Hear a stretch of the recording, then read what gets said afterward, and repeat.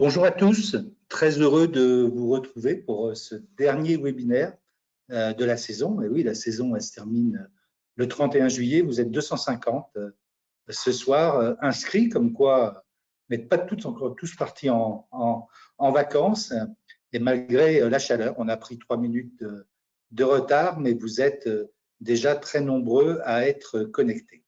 Alors, avant de vous présenter et notre brillante intervenante et le thème de cette réunion et les raisons pour lesquelles on a souhaité faire un dernier webinaire en 2021 sur la saison sur ce sujet, je vous rappelle les règles, mais vous les connaissez toutes.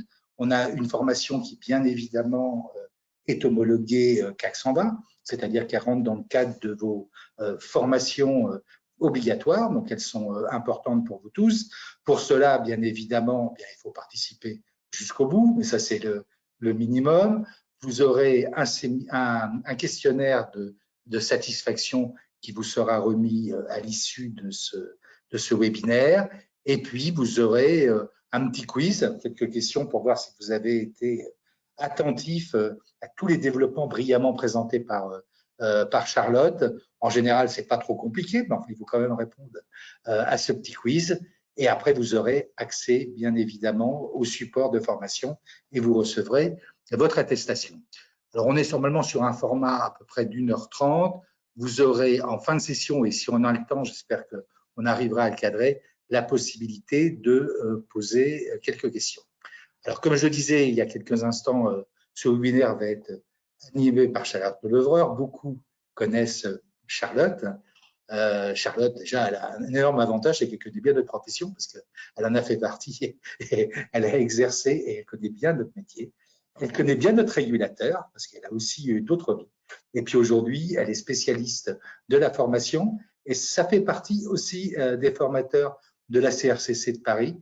Vous savez que les élus ont tous plaisir à animer et à co-animer beaucoup de formations, mais on a aussi des fidèles animateurs parce qu'ils ont une haute compétence et on est heureux de faire appel à eux régulièrement. Et c'est dans ce cadre que Charlotte intervient. D'ailleurs, elle intervient dans plein d'autres cadres puisqu'elle s'occupe aussi de la formation de nos contrôleurs. C'est pour vous dire à quel point elle est compétente.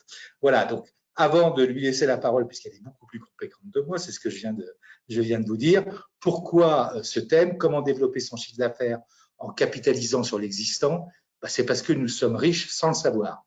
Alors, développer son chiffre d'affaires post-pacte, c'est quelque chose d'important. Dans le cadre de la réforme du code de déontologie, c'est important de savoir comment on peut passer d'un commissaire aux comptes, je dirais, obligatoire à un commissaire aux comptes incontournable, parce que développer son chiffre d'affaires, faut-il qu'il y ait encore une véritable appétence pour nos clients pour pouvoir développer des nouvelles missions.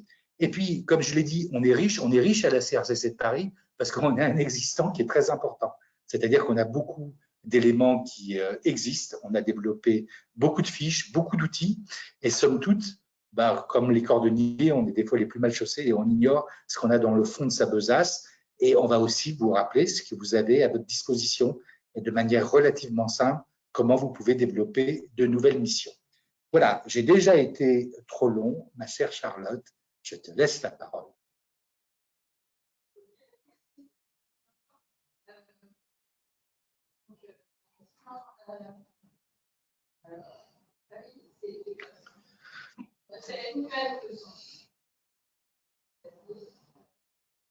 Ah, juste un petit problème technique à régler. Allez.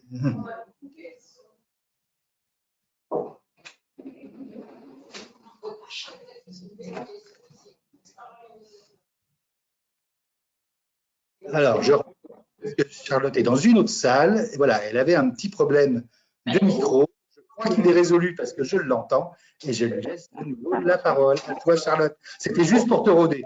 Non, mais ils savent que je parle trop, donc ils m'ont coupé la chic. Alors, c'est parti. Bonjour à tous. Bienvenue donc, pour cette formation. Donc, effectivement, ceux qui me connaissent sous mon ancien job, où j'ai été effectivement responsable des contrôles EIP au sein du H3C pendant 8 ans, c'est vrai que certains vont peut-être être surpris aujourd'hui de me retrouver sur un module plutôt commercial sur comment développer son chiffre d'affaires. Donc, soyez pas surpris, restez là. Pourquoi moi et pourquoi ce module? Eh bien, parce que l'année dernière, la CRCC nous a sollicité un certain nombre pour voir comment vous aider, les commissaires aux comptes, puisqu'on parle toujours du rebond des CAC. Et puis, on s'était dit que avant de rebondir et de prendre notre mallette de commercial, ce qui n'est pas dans notre cœur de métier, eh bien, avant d'aller chercher des nouveaux clients, on s'est dit comment travailler sur le portefeuille existant. Et c'est comme ça qu'est né ce module. Donc, effectivement, on est parti pour 1h30. Ce que dit Vincent est vrai. Donc, aujourd'hui, post H3C, j'ai monté ma société. Donc, je vous approuve les uns et les autres de mail pour des formations. Puisque j'en fais aujourd'hui 50% de mon temps. Voilà, toujours qui vous est toujours complètement dédié ces formations. Vincent a raison, la CRCC de Paris est très moteur en termes de qualité. Donc, tant dans son portefeuille de contrôleurs qualité qui est stable et qui sont formés année après année. Et donc, c'est vrai que je forme les contrôleurs qualité de la CRCC de Paris. Donc, n'hésitez pas vous aussi à vous former. J'anime notamment une journée comment préparer son contrôle qualité. Voilà, qu'on puisse partager ensemble les thèmes sur lesquels vous êtes contrôlés et que vous ayez le même niveau d'information et de formation de ce que vont venir chercher les contrôleurs qualité pendant le contrôle notamment. Donc voilà pour faire suite à l'introduction. Et donc, on est parti. Donc, pourquoi cette formation? On en a parlé. Donc, vraiment, l'objectif, c'est de travailler effectivement sur l'existant de votre portefeuille client et de se dire à partir de ça, il y a déjà des choses qu'on va pouvoir vendre à nos clients. Mais commençons par analyser les ressources. Ça va être vraiment ça notre objectif là, analyser les ressources disponibles au sein du cabinet avant de développer des idées fumeuses.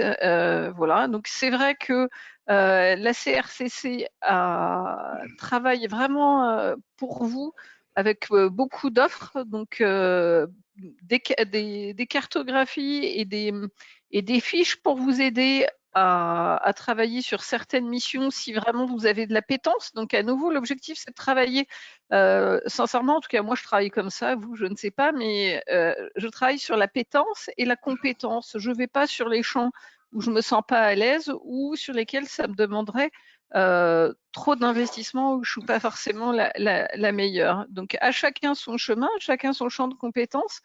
Et à nouveau, la CRCC a développé beaucoup d'éléments pour vous venir en aide. Donc voilà, sur les risques sociaux, risques fiscaux, diagnostic, performance et croissance, avec à chaque fois des outils pratiques, un argumentaire et comment faire. La CRCC est depuis très longtemps hyper investie dans tout ce qui est système d'information, IT, cybersécurité, avec énormément de communication, de petits déjeuners, de conférences et aussi énormément d'outils. Donc moi, je vous invite vraiment à aller regarder. On va en parler tout à l'heure. Alors déjà, deux choses dans notre métier de CAC, pour ceux qui font la certification des comptes. Déjà, première chose, on a beaucoup de diligences obligatoires à faire en matière de système d'information qui ne sont pas faits. Alors ça, on se le dit entre nous, mais ça, c'est des grosses lacunes sur les dossiers. Donc, il y a beaucoup de travaux obligatoires. Ça, c'est une chose. Deuxième chose qui est possible, on a, pour ceux à nouveau qui ont de l'appétence, il y a beaucoup de choses à vendre en matière informatique à vos clients. Voilà, on a le droit. Que ce soit des diagnostics informatiques, des diagnostics sur la cybersécurité, etc., etc. Regardez toute l'offre proposée par la CRCC de Paris. Il y a carrément des programmes de travail. À nouveau, si vous êtes intéressé, sincèrement, allez-y. audit des processus, ça fait partie de ce qu'on doit savoir faire dans le cadre d'une certification légale. C'est des choses que l'on peut vendre. Voilà. Recueil des tests d'audit de données. Donc, la CRCC est en train de développer un outil pour faciliter les travaux d'audit, donc de l'analyse de données. Donc, pareil, suivez les développements. Tout ça, ça va être des outils pour vous. Voilà. Avec en plus pour vous des parcours qui vous sont proposés. Donc, n'hésitez pas à vous renseigner et puis à aller les suivre.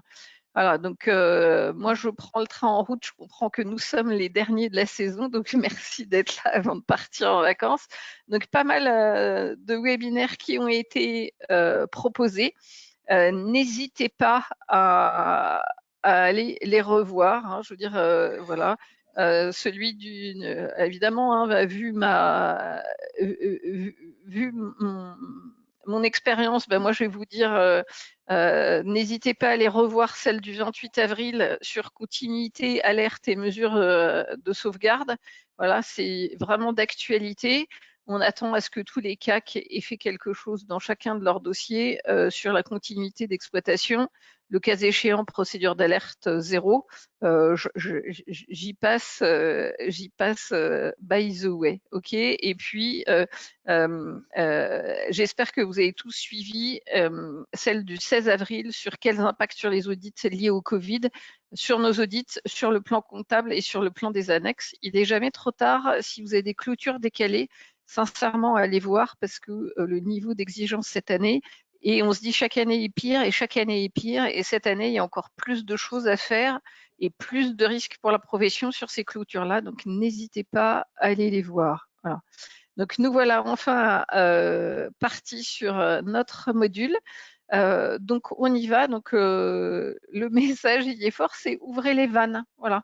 Alors, on a dit les inconvénients et les avantages de la loi Pacte. Donc, les inconvénients avec la loi ALP, il y a quand même un certain nombre d'entre vous qui perdaient des mandats parce qu'ils passent en dessous des seuils. Voilà, pour l'instant, les statistiques de la profession ne sont pas si catastrophiques que ça. En tout cas, je vous le souhaite à chacun d'entre vous. Mais c'est l'une des conséquences. L'autre conséquence, vous l'avez vu dans le code de déontologie, c'est que pour les mandats non EIP, eh bien, on n'a plus de services interdits. Voilà. Donc, ça veut dire quoi? Donc, ça veut dire que tout est permis sous réserve, hein, parce qu'on l'a quand même mis en bas, sous réserve de rester indépendant. D'accord? Donc, vous avez peut-être vu passer, sinon n'hésitez pas à aller la voir, parce qu'on attendait ça de longue date de la part de la CNCC. La CNCC a fini par communiquer sur ce qui était les missions possibles et les missions interdites. Donc, un certain nombre de cabinets, puisque tout était permis, s'étaient lancés notamment dans la réalisation de prestations sociales pour leurs clients d'audit. Donc voilà, donc on a eu longtemps des bruits de couloir pour nous dire que c'était impossible, qu'on était dans l'autorévision. Donc ce bruit de couloir, ça y est, il a été confirmé par écrit. Donc là, on est clair, donc tout est possible, sauf réaliser des prestations de paye pour ces clients d'audit. Ça reste un service interdit. Voilà. Charlotte, oui. Je me permets juste un petit complément par rapport à ton commentaire sur ce qu'a publié la CNCC, c'est que le H3C a donné son aval par rapport à cette publication et que la présidente du H3C, qui était présente pour ceux qui étaient avec nous à Mogador le 6 juillet, l'a rappelé, elle va faire plancher le collège sur les réponses de la CNCC et elle entend bien y mettre sa patte. Donc, en effet, je pense que la FAQ qui a été publiée par la CNCC donne un certain nombre d'indications et c'était important de le faire. On a d'ailleurs fait à Paris un webinaire sur le nouveau code de déontologie et qui donnait quelques pistes par rapport à ça. Mais n'oublions pas que le régulateur doit se prononcer et que tout doit être pris avec beaucoup de prudence. Mais tu as raison, ça permet de bien détourer les choses. Voilà, je voulais juste me permettre cette petite intervention. Non, mais avec plaisir. Et surtout, alors, la chose la plus importante pour moi, et alors là, je suis, vu d'où je viens, je suis sûre que le H3C sera d'accord. La seule chose qu'on vous demande absolument de faire, à chaque fois que vous faites un service, une prestation, un sac autonome, c'est de documenter votre analyse de l'indépendance. Voilà. Donc, non seulement de la documenter, et moi, je vais toujours plus loin, je vous demande de la dater. Voilà. Et moi, je pense, alors je peux penser au H3C puisque j'y étais, mais je pense toujours au risque le pire pour le cabinet. C'est pas le H3C, c'est la saisie par un juge de votre dossier. Et quand on se fait saisir son dossier, le juge vient avec une vision très claire de ce qu'il vient chercher. Donc il vaut mieux avoir correctement documenté. Donc moi je vous demande sincèrement, c'est aussi les textes, hein, c'est demandé par la CNCC, ça va très clairement être demandé par le H3C. Documentez votre analyse de l'indépendance, datez-la.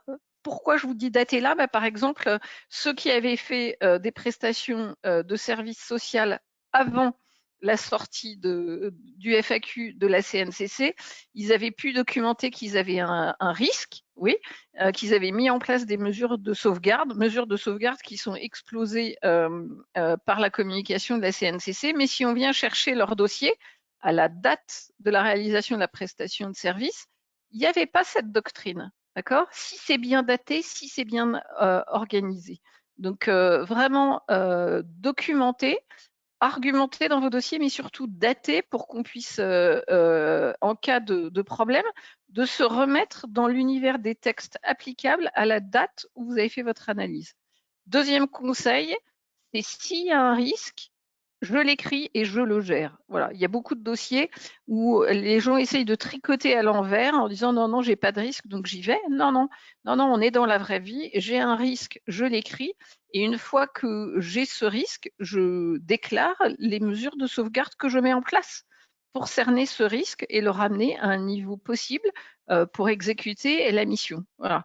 Hein, donc ça, c'est vraiment les conseils vis-à-vis de l'indépendance, parce qu'une fois qu'on s'est dit ça, sincèrement, aujourd'hui, on peut faire beaucoup, beaucoup, beaucoup de choses. Voilà, donc allez-y, sincèrement, allez-y. Donc, dans les objectifs donc, de la formation, on a dit faire des choses simples à partir de l'existant. Donc, première chose, c'est exploiter son portefeuille client avant d'aller chercher des nouveaux clients. Deux, toujours pareil comme dans toutes les formations, essayer d'être le plus pratique possible et d'être le plus concret par rapport à vos organisations. OK, et puis faire une analyse de toutes les ressources, tous les moyens que vous avez déjà de disponibles en interne, et vous allez voir que si on se penche chacun chez soi, vous allez voir qu'il y a déjà beaucoup de choses en interne sur lesquelles capitaliser. Il faut quelquefois juste prendre le temps et un peu de recul pour le mettre en place. Donc, on attaque et on a dit, première étape, exploiter son portefeuille client. Donc, que faire? Exploiter et analyser les ressources que j'ai en interne et savoir comment et quand mettre en œuvre. OK? Donc, qu'est-ce qu'on va voir?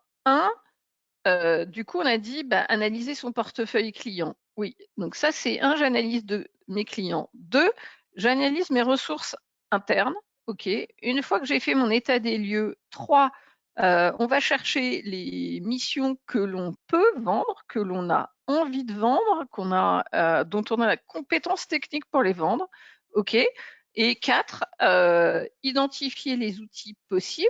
Et puis 5, allez-y, les vendre.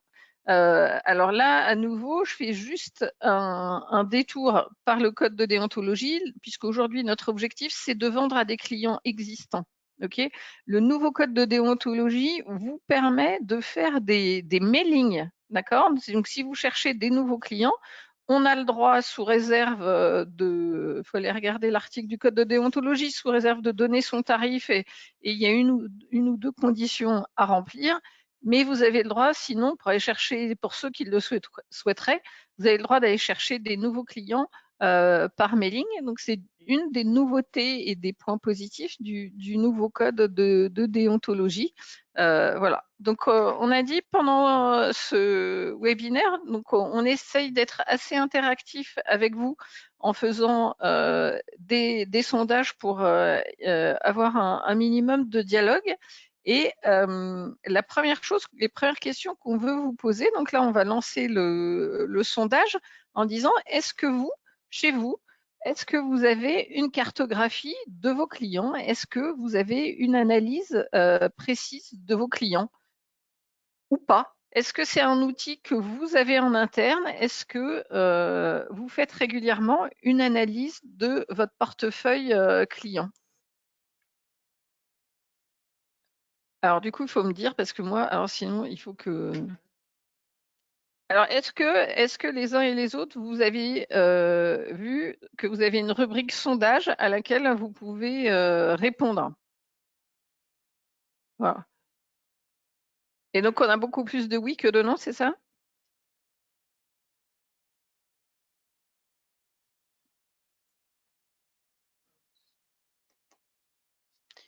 Ah ouais, alors du coup, on est vraiment, du coup, on est à 50-50. Donc, ouais, donc ça bouge.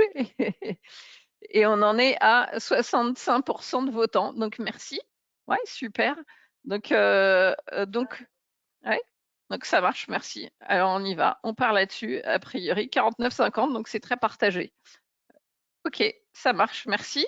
Donc du coup, pour ceux qui en ont une, alors c'est super. Pour les autres, eh ben, comment faire? Qu'est-ce qu'on va chercher à avoir comme information sur, sur vos clients? Donc, comment je peux faire? Donc, d'abord, identifier les indicateurs qu'on va vouloir chercher. OK. Où le faire?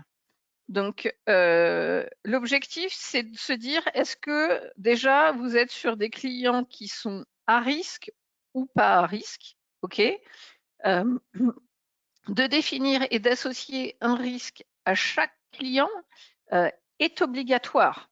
D'accord? Donc, je ne sais pas si vous le faites.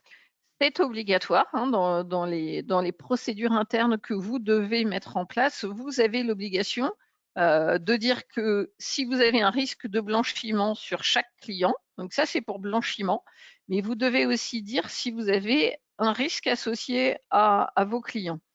Alors moi, le plus simple à chaque fois, ce que je propose, chacun ses outils, c'est que souvent en interne, vous avez un tableau de suivi de vos DA sous Excel. Ah, bah alors pourquoi vous n'avez plus les slides? Et moi j'ai pas ma tête. Alors, bah, c'est bizarre. Afficher écran. Ok. Ah voilà, c'est bizarre. Ah, parce que ça avait redonné la priorité. Ok, ça avait redonné la priorité au. Eh ben désolé. Donc voilà, tout est redevenu normal. Ok, donc moi ce que je vous propose à chaque fois, c'est de faire un suivi de vos clients sur les DA, puisque sur les DA en général, vous les récupérez, soit vous les avez déjà sous Excel, soit vous avez la possibilité de les importer de Aglaé sous Excel. Et donc, c'est déjà de rajouter au bout des 100 colonnes de l'ADA une colonne supplémentaire en disant est-ce que votre client est risqué ou pas? OK. Donc ça, c'est première chose, parce que si le client est risqué, est-ce qu'on a envie d'aller vendre à un client risqué? Oui et non, ça va peut-être dépendre des circonstances, mais de savoir déjà qui on a en face de nous. Deuxième chose, est-ce que dans cette cartographie de vos clients, vous faites un tri entre vos clients rentables et vos clients pas rentables? Alors, est-ce que vous faites cette analyse de rentabilité en heures ou en cash? Voilà. Donc, et toujours dans les questions qu'on se pose et analyser, est-ce que vous faites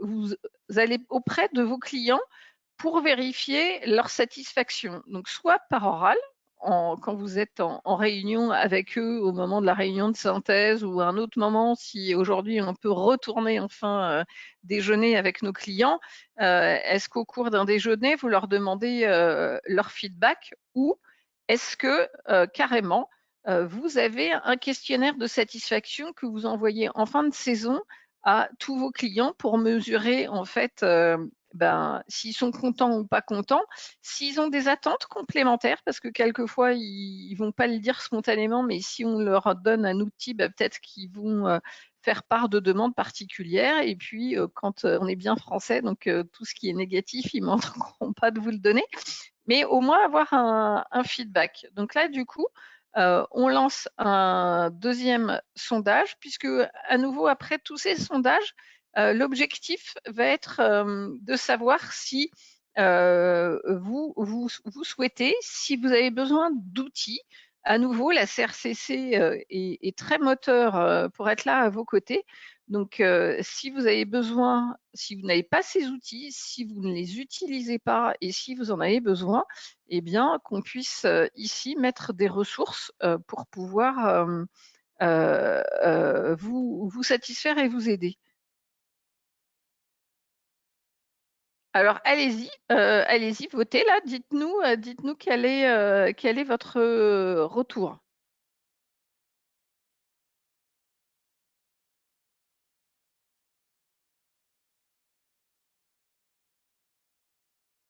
D'accord, donc c'est revenu sur mon écran. Alors, ah oui.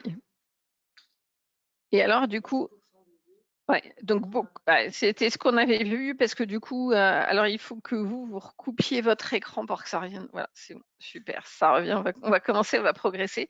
Donc voilà, donc pour que vous ayez une tendance, là vous êtes 160 à être connectés, il y a plus de 80% d'entre vous qui n'avaient pas d'outil de questionnaire satisfaction client.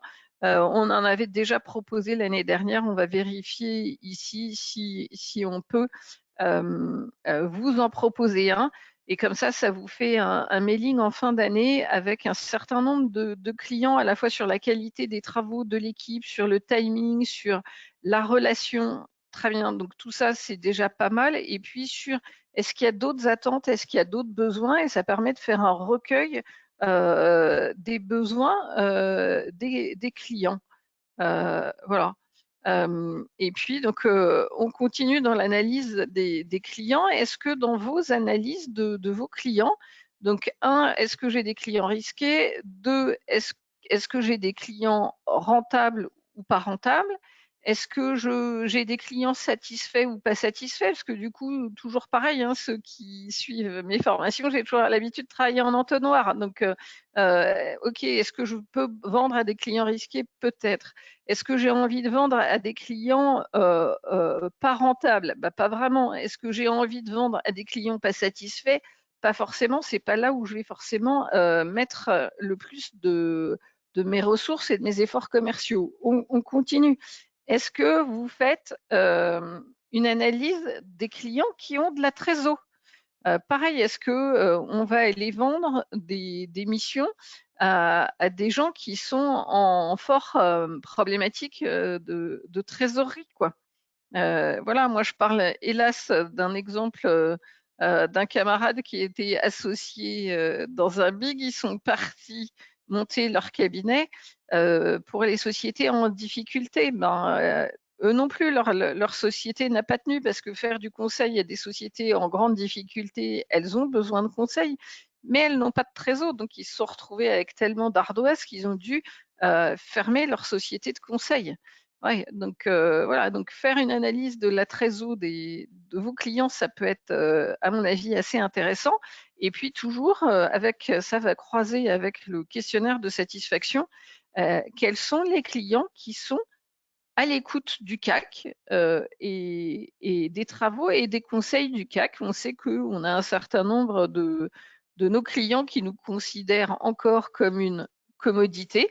Hein, c'est un tampon, un rapport avec beaucoup de clients qui se disent mais pourquoi ils nous posent tellement de questions, on verse des nos honoraires, on voudrait juste avoir un rapport en face. Là, c'est pas comme ça, c'est pas comme ça que ça marche, mais du coup, avec cette analyse des différents critères, ça va commencer à vous dire à peu près, à vous donner une bonne tendance où aller travailler chez quel client, quoi. Identifier quels sont les clients sur lesquels on va pouvoir essayer de cerner l'offre que l'on va pouvoir essayer de vendre.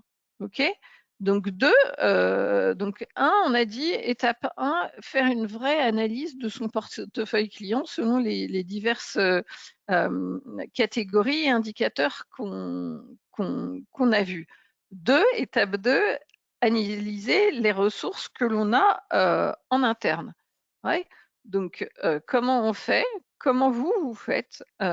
Et deuxième étape qu'on va voir, quels outils vous avez en interne, que vous avez déjà, ou si vous n'avez pas, ce sera l'opportunité dans le questionnaire d'évaluation de nous faire part de l'ensemble de vos besoins. D'accord? C'est vraiment ça l'objectif de ce séminaire. Voilà, c'est juste prendre conscience, avoir une démarche assez logique, simple, pratique, efficace, c'est voilà, le plus possible. Et s'il y a besoin d'outils, nous en faire part pour qu'on puisse vous aider. Donc, dans les ressources, eh ben, notre métier, c'est un métier de consulting, donc c'est l'humain, quoi. Alors, donc, quand on commence à identifier les ressources utiles, c'est nos ressources humaines. Voilà, parce que moi, j'ai travaillé avec pas mal de cabinets qui me disent, oui, on aimerait bien vendre, mais si on fait l'état de nos ressources, on n'a déjà pas le temps de servir nos clients. Donc, vendre des choses en plus, ça va pas être possible. Voilà. Donc, identifier les ressources humaines. 2, du coup, une fois qu'on a fait identifier ce qu'on avait de disponible, faut-il passer le cap et faire des embauches supplémentaires ou pas? Donc ça va faire partie des décisions stratégiques au sein du cabinet, en disant est-ce qu'on est prêt à investir sur d'autres ressources pour développer du chiffre d'affaires? OK. Mais première question, est-ce que, alors on vous pose la question, j'y réponds indirectement en disant est-ce que vous faites une évaluation annuelle de vos collaborateurs? Qu'est-ce que vous mettez dedans? Ouais. Autre chose que je peux vous dire sur l'évaluation annuelle, elle est obligatoire dans les textes. Hein. À nouveau, je reprends de temps en temps ma petite casquette normes, déontologie. L'évaluation annuelle, elle est obligatoire chaque année depuis la réforme européenne de l'audit. Donc depuis 2017, tous les cabinets doivent avoir, alors toujours sur activité CAC, doivent mettre en place une évaluation annuelle de tous leurs collaborateurs et que cette évaluation annuelle doit être documentée, signée par les deux parties, conservée par le cabinet, puisque vous êtes des cabinets non EIP et donc contrôlés tous les 6 ans, au plus loin tous les 6 ans, je vous le souhaite. Donc ces évaluations doivent être gardées et archivées pendant au moins 6 ans. Donc globalement, d'un contrôle sur l'autre, on doit pouvoir tracer ces évaluations. Alors après, du coup, avoir le document, c'est bien, on va repartager là-dessus, mais qu'est-ce que l'on met dans ce document? Puisque avoir un outil, c'est bien, mais qu'est-ce que je mets dans l'outil? Ou qu'est-ce que vous mettez? Donc, moi, à nouveau, avec mon background, et forcément, je vais parler de qualité. Voilà. Quelle est la qualité des travaux de mes équipes par rapport au niveau attendu? Voilà. Et la qualité, donc on a même eu pas mal de débats au H3C en disant mais comment on mesure la qualité? Et ben même au H3C où il n'y a pas de mission spéciale, il n'y a pas de bonus, etc. Si la qualité, ça se mesure. À quelle date sort le rapport? Est-ce que mon rapport il sort à V1, à V3 ou à V10? Est-ce que mon rapport il sort à 2 mois après le contrôle ou il sort 6 mois après le contrôle? D'accord. Donc ça déjà c'est des indicateurs j'allais dire neutre, j'ai pas de jugement. C'est des indicateurs de mesure de qualité. Après, je vais avoir du jugement. Quelle est la nature et la qualité des travaux? Voilà. Est-ce que les travaux sont bien exécutés? Est-ce que j'ai de l'autonomie dans mes travaux, etc., etc. Après, c'est des indicateurs neutres. Voilà. Combien de temps le collaborateur a travaillé combien de dossiers. Voilà, parce qu'on sait très bien qu'on va en avoir des super rapides qui, dans le même temps, vont traiter 2 fois plus de dossiers à nature de dossier égale. Voilà. Donc, est-ce que j'ai quelqu'un de super performant ou pas? Après, on a besoin, enfin moi en tout cas, dans les évaluations, on avait toujours une partie attitude en interne. Comment le collaborateur se comporte en interne vis-à-vis de sa hiérarchie, vis-à-vis des autres collaborateurs?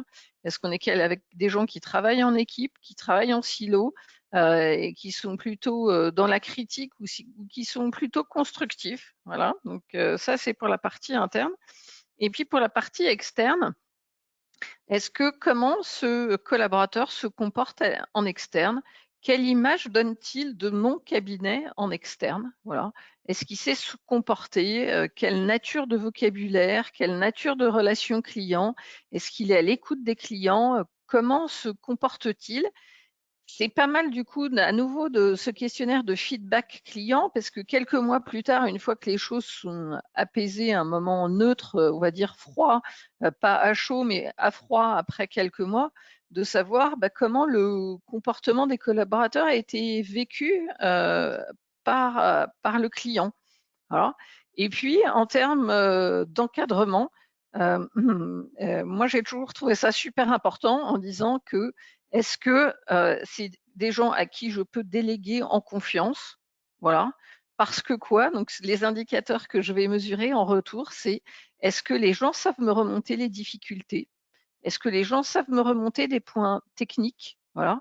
Est-ce que s'ils sont bloqués, ils mettent sous le tapis? À nouveau, hein, on en connaît tous. Ou au contraire, c'est quelqu'un qui va vous lever le poing.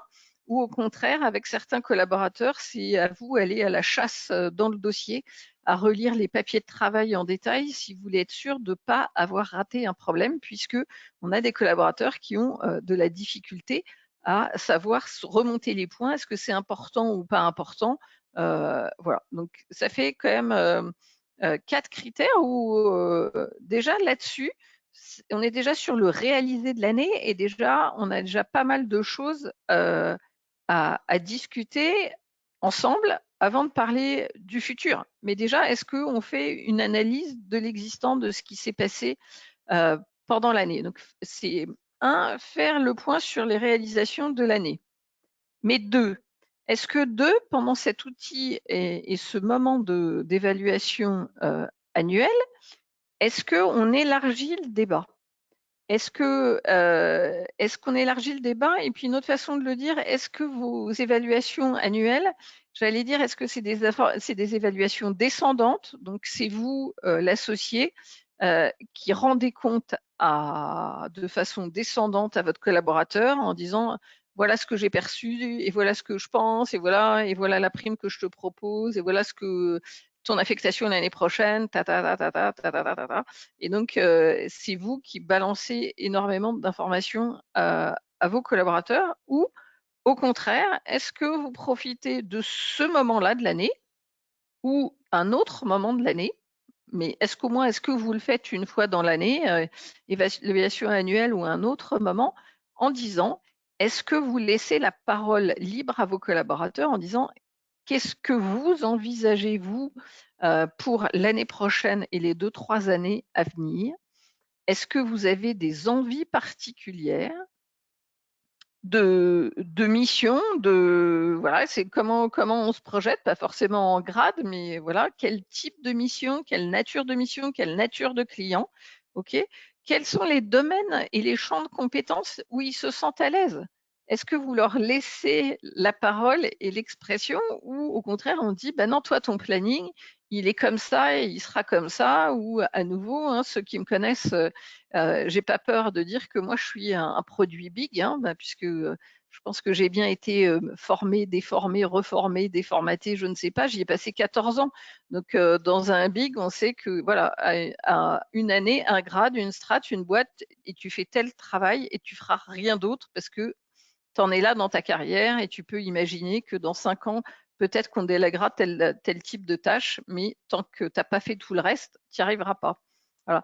Donc, quand on est dans des cabinets à taille humaine, c'est quand même plus facile et plus flexible. Est-ce que du coup, vous servez, vous, de cette mobilité que vous avez pour leur ouvrir les champs et puis les laisser parler sur est-ce que eux, ils ont des idées de développement du cabinet?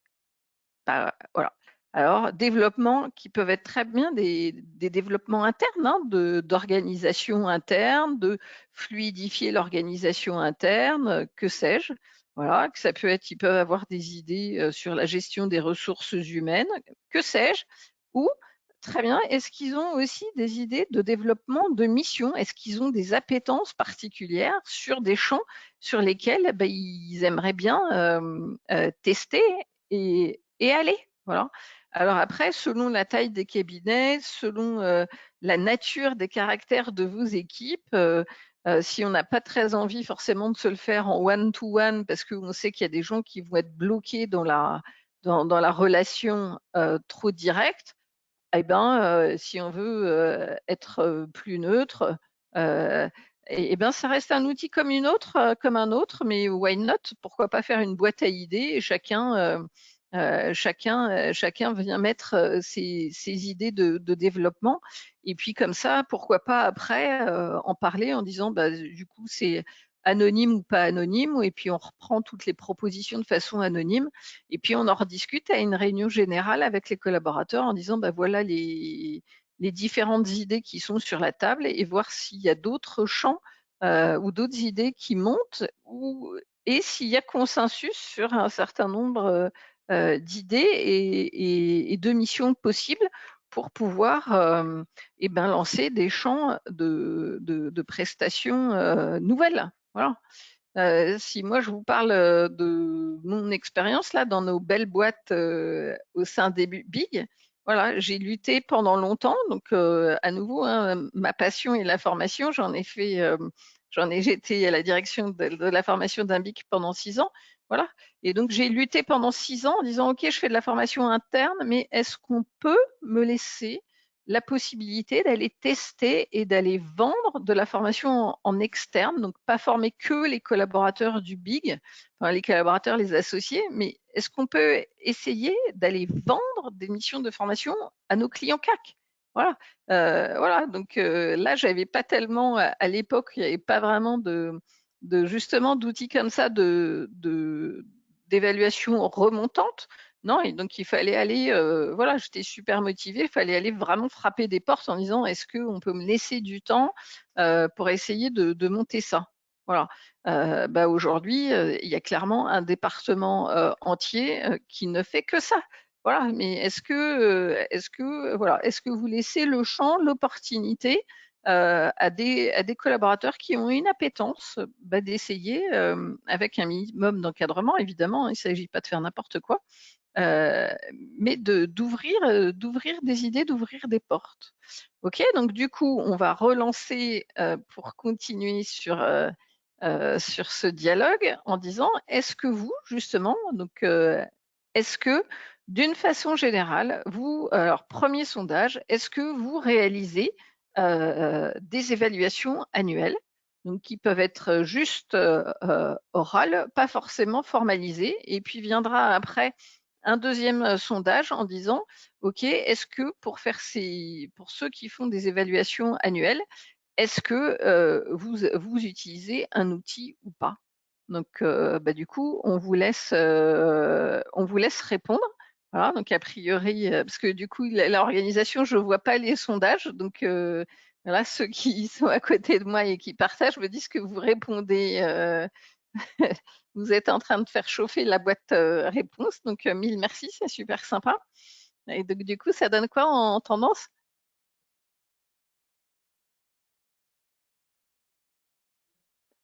Alors du coup, j'enlève mes lunettes pour voir de loin, hein. Dans la série, je suis plus toute jeune, d'accord. Donc, est-ce que vous faites des évaluations annuelles? 2 tiers oui, donc super. Ouais, top. Et du coup, on lance le deuxième sondage. Ok, donc 2 tiers d'entre vous avaient au moins un point annuel. Et puis, bah, donc pour ceux d'entre vous qui faites déjà ce point annuel, est-ce que, donc deuxième question qui vous est posée là, est-ce que vous utilisez un outil ou pas? Et pareil, à nouveau, donc ceux qui n'en font pas et qui n'ont pas d'outils, n'hésitez pas à nous dire dans les évaluations du module, dans votre questionnaire satisfaction, faites-nous l'inventaire de vos besoins. Voilà, parce qu'à nouveau, il n'y a pas besoin de faire un outil compliqué, hein, ça peut être une bonne maquette sous Word, mais si vous avez besoin d'une maquette, n'hésitez pas à nous en faire part tout à l'heure. Voilà, alors du coup, et donc les stats reviennent en disant, pour ceux qui font des évals, et ben là, il y a beaucoup, donc là, la tendance s'inverse, donc on a une majorité de non, on n'a pas d'outils. Voilà. Donc merci, merci de la sincérité et merci de l'échange. Donc du coup, on va arrêter le sondage pour que voilà, ça y est, c'est bon, pour qu'on puisse reprendre le partage d'écran. Donc voilà, donc vous avez vu, moi je vous ai donné des blocs d'idées à mettre sur vos évals pour ceux qui en feraient. Ou qui voudraient en faire. Et vous avez vu que par rapport à ça, donc on a mis qualité, quantité, attitude en interne et tout, l'encadrement. Après, on peut rajouter comme boîte, du coup, les formations. C'est souvent un moment où vous discutez des formations. Et 5, perspectives, mais perspectives de développement personnel et perspectives de développement professionnel. On peut rajouter ça aussi.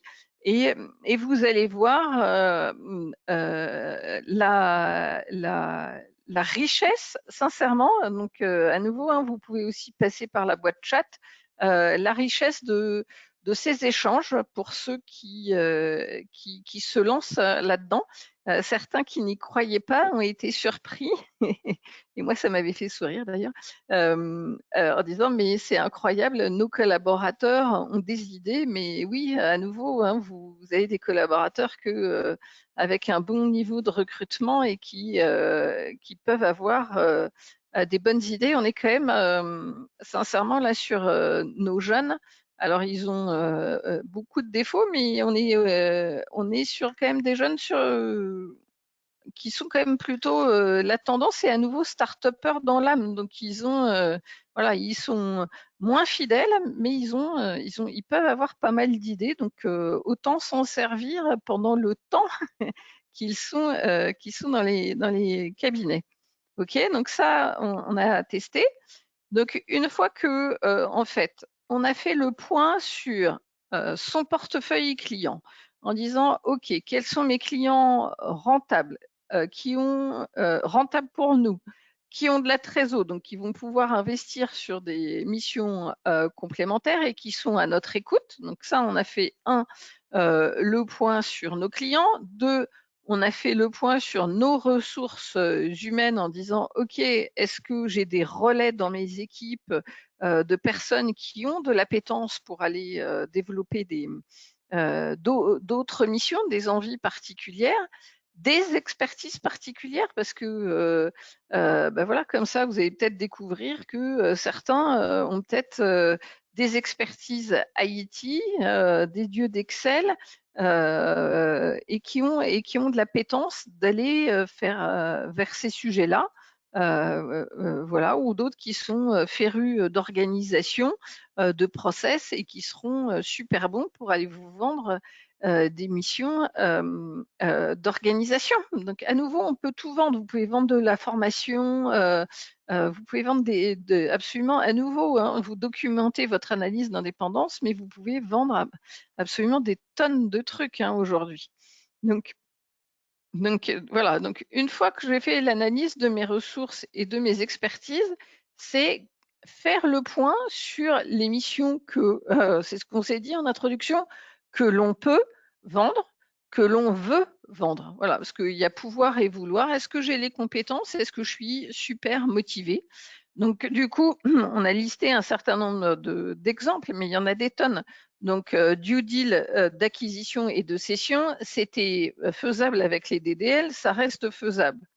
Aujourd'hui, la piste d'audit fiable, certains me disent, donc je redis pour ceux qui seraient pas à jour, et surtout ceux qui font des mandats ALP, la piste d'audit fiable, c'est une obligation qui nous est donnée cette fois-ci, ça vient du fisc, ouais, c'est une directive européenne, mais en France, ça nous vient par le Code général des impôts, que toutes les sociétés assujetties à la TVA collectée doivent pouvoir démontrer en cas de contrôle fiscal qu'elles disposent d'une piste d'audit fiable. D'accord? Donc c'est très clairement à la, si je prends une expression belge, à la jointure de nos travaux d'audit. D'accord? Donc c'est des choses que l'on doit faire déjà nous dans nos travaux d'audit, mais ici que l'on peut vendre. Voilà. Donc voilà. Donc certains me disent mais non mais Charlotte d'ici 2023 c'est les textes qu'il y a en stock en disant que d'ici 2023 les sociétés auront l'obligation, toutes les sociétés auront l'obligation d'avoir des factures sécurisées. Voilà. Et moi, je ne suis pas sûre que vu le tissu économique comme il est aujourd'hui avec la pandémie, moi perso, je ne suis pas sûre que cette obligation soit tenue. Mais en revanche, le fait que les contrôleurs fiscaux se penchent sur la piste d'audit fiable, de plus en plus selon les régions de France. Donc l'Est de la France, ça fait déjà un petit bout de temps qu'ils sont dessus. Ça commence à arriver dans pas mal d'autres régions. Donc moi, je vous dis sincèrement, allez-y, allez vendre cette mission qui est très facile à faire, c'est vendre du contrôle interne. Il faut juste dérouler la documentation d'un processus d'achat et d'un processus de vente. Donc voilà, et c'est des missions que vous pouvez vendre. Donc ça, tout à chacun d'entre nous, on sait faire. RGPD, on a vu que nous, dans la profession, on n'avait pas forcément beaucoup d'appétence, et puis on a vu que nos clients n'avaient pas forcément beaucoup d'appétence à vendre, enfin, à nous acheter ce type de prestations. J'insiste aussi, si vos sociétés RGPD, dans nos travaux d'audit en commissariat aux comptes, ça fait partie des assertions d'audit qui s'appellent droit et réglementation. Oui, ça veut dire quoi? Ça veut dire que nous, dans nos audits, on doit vérifier que les sociétés que l'on audite sont bien en accord et respectent le RGPD. Ouais. Si ça n'est pas le cas, c'est un défaut donc de respect d'une assertion d'audit. C'est un problème de défaillance. Donc là, je vais employer les termes. Hein. C'est donc un problème de défaillance de contrôle interne, voilà, et qui mérite, un, qu'on en parle à la réunion de synthèse, et deux, qu'on écrive à la direction. Alors, et puis après, on a des secteurs qui sont plus ou moins sensibles à ça. Ok, pourquoi je vous en parle? Je vous en parle parce qu'il n'y a pas plus tard que 15 jours dans les dossiers que l'on revoyait, parce que non seulement je fais de la formation, mais je fais du diagnostic de mandat ou diagnostic préalable à contrôle selon les demandes des cabinets. Il y a 15 jours, on travaillait sur un dossier d'ambulance. Donc voilà, mais les ambulanciers, eh ben, ils ont les cartes vitales, ils ont les numéros de sécu, ils ont des prescriptions médicales, ils ont des ordonnances. Donc non seulement ils ont des données personnelles, mais ils ont des données sensibles. Voilà. Donc voilà, donc j'ai posé la question à l'équipe d'audit en disant mais est-ce que cette société d'ambulance respecte le RGPD? Et la collaboratrice me répond, Charlotte, ils ont un logiciel qui est tamponné RGPD. Je dis, bah, déjà, donnez-moi le tampon du logiciel. Et deux, comment, quoi qu'il arrive, quel que soit le logiciel, comment la société s'organise pour préserver sur son serveur l'accès à ces données sensibles. Et là, inlassablement, pour ceux qui me connaissent, ça a fait plouf. Voilà. Et ça a fait plouf, mais s'il y a un problème, c'est un problème et il faut que le CAC en ait parlé. C'est pas pour ça que vous vendrez mieux forcément la mission derrière, mais s'ils ne respectent pas les textes, c'est dans nos obligations que de le leur dire. Voilà. Formation, vous pouvez les former sur ce que vous voulez, voilà, que ce soit de l'organisationnel, du technique, du management, vous pouvez le faire. Cybersécurité, on a une partie de nos travaux qui sont obligatoires chaque année. Voilà, donc venez, si vous n'êtes pas au fait, venez vous former. Si vous avez de l'appétence, il y a beaucoup de missions de diagnostic sans être des experts de cybersécurité. Il y a des missions de diagnostic à faire et dont on est tout à fait en mesure de faire sans être des auditeurs informaticiens. Voilà, juste à nouveau, on est tous différents, chacun selon son appétence, ok. Après, du coup, on a dit tous les services autres que la certification des comptes, donc, mais tout cela, ils en font déjà partie. Donc, tous les sacs avec tout ce qu'on a dit en introduction à cette, à cette formation, de tous les outils qui vous sont développés par la CRCC de Paris. Je ne sais pas si vous avez assisté au webinaire qui avait été proposé par la CNCC sur d'autres missions que la CNCC aimerait mettre en place et à réaliser comme des sacs ou des sacs autonomes par les commissaires aux comptes. Donc, à nouveau, penchez-vous, regardez ce qui vous intéresse, vous, à nouveau les expertises internes sur lesquelles vous appuyez pour pouvoir les vendre. Mais à nouveau, j'insiste, piste d'audit fiable, on sait faire. Formation, il faut avoir de l'appétence. Cybersécurité, on peut faire sans être expert. Voilà, donc regardez tout ça. Donc après, on continue en disant, une fois toujours dans mon histoire d'entonnoir, j'identifie les clients à qui je vais essayer de vendre. 2, j'ai identifié mes ressources internes, les expertises internes. 3, je fais le tri de ce que j'ai envie et l'expertise de vendre. OK. Et donc après, c'est de se dire comment je m'organise en interne. Donc vous avez vu que ici, la CRCC vous propose pour certaines missions carrément des fiches. Donc là, c'est le conseil, pareil, que je vous donne, ce que j'ai fait moi aussi. Je partage, hein, c'est pas juste des messages que je passe. Je me les suis appliqués quand j'ai monté ma société. Donc moi, je vends 4 types de prestations. Voilà, pas plus. On m'a demandé de faire beaucoup plus. Ben non, voilà, je suis toute seule. J'ai pas envie de m'éparpiller et je veux garder mon champ de compétences sur ce noyau de prestations. Mais à nouveau, qu'est-ce que j'ai fait? Qu'est-ce que je vous conseille? Qu'est-ce que nous vous conseillons de faire? Eh ben, c'est une fiche par mission. Voilà, par type de prestation que vous voulez vendre en disant, OK, 1, c'est quoi le cadre réglementaire? 2, c'est quoi les obligations légales? 3, qu'est-ce que vous pouvez apporter et les objectifs de votre mission? Et 4, histoire de bien déclencher la vente, qu'est-ce que va en récupérer votre client? Voilà. Je prends toujours mon exemple fétiche de la PAF et j'illustre en disant, je fais une mission, une fiche pour la mission PAF. OK. C'est quoi le cadre réglementaire? Ah, c'est une obligation fiscale, voilà, qui date d'un certain temps. Hein. La PAF, ça date, n'ayez pas peur, ça date de 2014. Hein. 2013, tolérance 2014. Donc depuis 2014, toutes les sociétés doivent avoir documenté leur processus achat et leur processus vente. OK, c'est ça les obligations légales. Les objectifs de notre mission, documenter ce processus. C'est pour ça que je peux le faire, hein, parce que à nouveau, hein, j'ai pas perdu mon ancienne casquette du H3C. Je n'ai pas le droit de concevoir le contrôle interne de la société. Non, ça reste vraiment interdit. Non, mais j'ai le droit d'être scribe.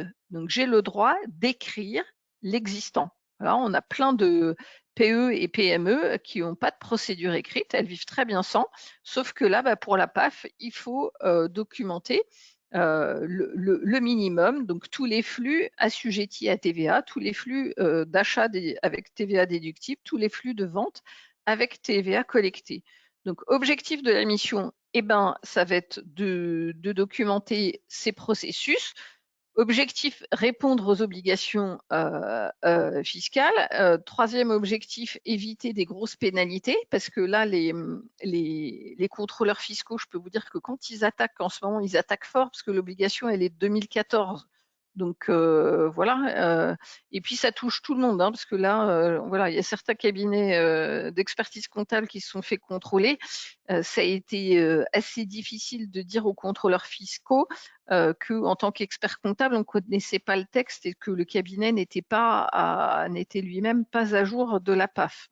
Voilà, dans la série ça fait moche, ça fait moche. Ok, donc ça c'est tous les objectifs de la mission et quelle est la valeur ajoutée pour le client. Eh ben, bien sûr, éviter des pénalités, deux, respecter les textes fiscaux, mais surtout, ce qu'on va faire, c'est toujours pareil, notamment sur tout ce qui va être autour du contrôle interne. Donc là, documenter les processus d'achat et de vente. On va l'aider à fiabiliser ces processus. On va l'aider à fiabiliser, du coup, si je fiabilise les processus, je vais fiabiliser la trésorerie, le cash du client. Voilà. Et à nouveau, vous avez vu mon background. À chaque fois que je suis sur du contrôle interne, sur des prestations avec le client, il y a du vocabulaire que j'ai complètement mis de côté. C'est notre vocabulaire comptable. Donc moi, je ne vais pas parler de procédure, non. Je vais parler de processus, d'organisation, de fiabilisation. Voilà, parce que leur rendre un book documenté, c'est pas très vendeur, non. Il faut vraiment que le dirigeant, lui, il en retire vraiment quelque chose. Voilà.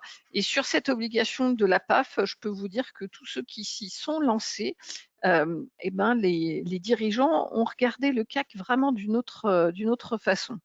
Ok, donc une fois que j'ai fait par mission ma fiche, voilà, en déroulant ces 4 étapes, on continue à construire et du coup en disant ok, maintenant que ça c'est entre guillemets ma fiche de vente, ok, et très bien, et vous pouvez très bien poster ça sur vos sites internet, faire de la com physique avec des flyers que vous pouvez imprimer et transmettre à vos clients. À nouveau, les formes aujourd'hui, elles sont hyper variables et hyper souples. Et deux, du coup, que vous ayez, j'appelle ça la mallette à outils, que vous ayez les outils en interne pour vous et vos collaborateurs pour pouvoir développer ces missions. Donc, avoir un modèle de lettre de mission type pour être sûr, prête à l'emploi. Si jamais vous avez un client qui vous dit allez, c'est bon, moi je vous prends la PAF sur un flux, ok. Est-ce que vous pouvez me sortir une lettre de mission, ok. Est-ce que vous avez déjà des modèles de rapport, donc selon ce que vous pouvez vendre ou pas vendre? Est-ce que, par exemple, dans vos outils, moi je vous pose la question, est-ce que vous avez des bilans imagés? Vous avez l'outil, je ne sais pas si vous avez suivi les présentations de la SRCC sur WizNow qui fait plus qu'un bilan imagé. Est-ce qu'en interne, vous avez des tableaux de bord? Parce que, à nouveau, tous les outils que vous avez en interne, vous pouvez les vendre. Voilà. Est-ce que dans vos outils en interne, est-ce que pour chacune de vos missions de CAC, est-ce que vous avez des slides de réunion de synthèse? Ouais. Est-ce que quand vous faites des intérims et des tests de procédure interne, est-ce que c'est finalisé? Donc moi, j'utilise mon vocabulaire de flowchart. Est-ce que vous faites des diagrammes? Est-ce que vous faites des dessins que vous communiquez à vos clients? Donc un flowchart, on peut le communiquer, c'est-à-dire le présenter lors de la réunion de synthèse. Et à chaque fois, je vous pose toujours la deuxième question en disant maintenant que vous leur avez montré le flowchart, est-ce que vous leur vendez? Voilà. Voilà. Donc, deuxièmement, faire l'inventaire de tous les outils que vous avez en interne déjà présents. Deux, les outils qu'il va falloir développer. Je reprends par exemple la PAF. Il faut avoir juste développé un petit questionnaire très souple, puisque sur la PAF, je prends toujours celui-là comme fil conducteur en disant il faut identifier le nombre de flux pour lequel il va falloir descendre le processus. Voilà. Donc le plus compliqué sur la PAF, c'est d'identifier s'il va falloir faire cette documentation pour 10, 15, 20, 30, 40 flux. Voilà, c'est juste la PAF, c'est une question de volume et puis de voir après la complexité ou pas de l'organisation du client. Et puis après, là, vous pouvez chiffrer votre lettre de mission et y aller. Donc, voilà dans la méthode, OK. Et puis, toujours en interne, donc j'ai les missions que j'ai identifiées, pour lesquelles j'ai commencé à préparer une fiche mission et un déroulé de la mission, les outils que je vais pouvoir mettre en face de ces missions, et puis 3, mon organisation interne. Est-ce que au sein du cabinet, on nommerait pas un référent? Voilà, un de vos collaborateurs qui avait de l'appétence, est-ce que on se dit tiens, lui, clac, lui, je vais le nommer responsable PAF, voilà. Voilà, et donc du coup, ça permet d'impliquer vos équipes. Voilà, ils ont l'impression d'être moteurs. Ça permet de les mettre en avant et puis de valoriser leurs compétences et leur expertise en disant est-ce que vous leur donnez une chance d'aller essayer de développer des nouvelles missions qui peuvent en plus après devenir carrément, si ça se développe bien et ce que je vous souhaite, carrément des pans entiers d'activité de vos cabinets, quoi. Alors, et en disant, voilà, nous, on est dans nos professions, on a du mal à déléguer, mais voilà, mais pourquoi pas nous aussi avancer et puis donner un peu plus de responsabilité à ceux qui en ont l'appétence, parce que donner des responsabilités à quelqu'un qui n'a pas d'appétence, il va vous envoyer dans le mur. Mais un collaborateur qui a des envies, voilà, why not essayer de lui laisser un petit budget temps pour qu'il essaye de développer ce business-là et voir s'il y arrive et comment il y arrive. Alors, on y va, on continue. Donc après, on continue. Donc, on a fait là donc les étapes en disant, OK, j'ai identifié les clients à qui je peux vendre, j'ai identifié mes ressources internes, j'ai identifié les prestations où moi j'ai envie d'aller et celles que j'ai envie de vendre. J'ai mis en place mes outils, j'ai mis en place mon organisation interne en disant je sais à qui je vais confier ça en interne pour lancer l'émission. Et donc maintenant, il reste le plus dur à faire, c'est vendre, d'accord? Donc quand est-ce que je le mets en place et quand est-ce que je vends? Alors quand est-ce que je vends? C'est d'abord identifier quelles sont les opportunités où j'ai la capacité à vendre. 2, c'est une fois que je suis dans ces opportunités-là, comment je transforme cette opportunité, comment ça fait clong et que ça se transforme en vente, ok. Et puis 3, souvent très dur pour nous, c'est comment vendre, comment valoriser. Et donc là, on parle cash, à combien vous les vendez, comment vous mettez un prix en face de vos missions. Ouais. On y va. Alors du coup, on a dit c'est quelles sont mes opportunités pour pouvoir vendre. Du coup, la première question que je vous pose, moi, c'est les moments opportuns, c'est à chaque fois que je vois mon client. Très bien. Donc des questions toutes simples, c'est quand est-ce que vous les voyez, vos clients? Est-ce que est-ce que vous avez un contact direct avec les dirigeants ou est-ce que vous déléguez beaucoup et ce sont que vos équipes? Voilà, donc la question c'est est-ce que vous les voyez au lancement de la mission? Est-ce que vous êtes présent lors de la synthèse de la mission annuelle? Est-ce que vous êtes aussi présent pendant le déroulé de la mission ou pas? Est-ce que vous êtes présent à l'AG? Est-ce que vous êtes, si vous faites des intérims selon les dossiers et que vous faites des travaux sur le contrôle interne, est-ce que vous êtes là au moment du feedback à vos clients sur ces réunions-là?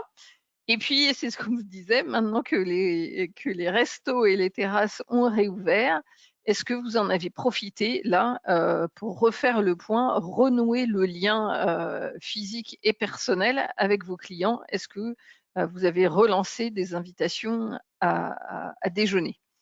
Donc ça déjà, c'est voilà. Est-ce que vous voyez suffisamment de fois vos clients?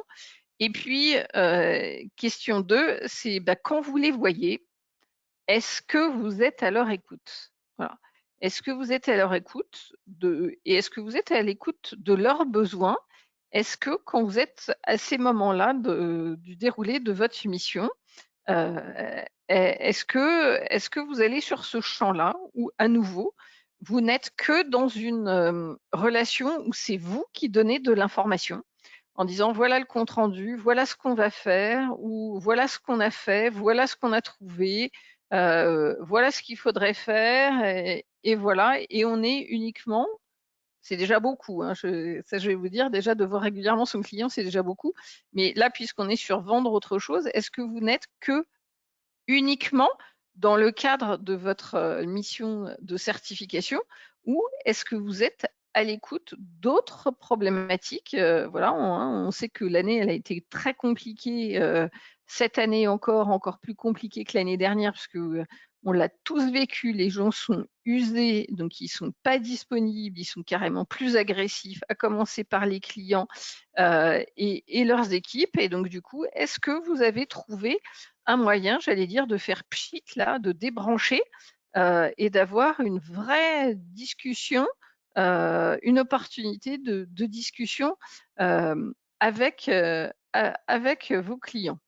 Donc du coup, on repart sur les sondages et en disant, est-ce que, histoire d'avoir un ordre d'idée, est-ce que vos clients, du coup, vous déléguez beaucoup et du coup, c'est pas vous l'interlocuteur, ce sont vos équipes qui sont l'interlocuteur de vos clients?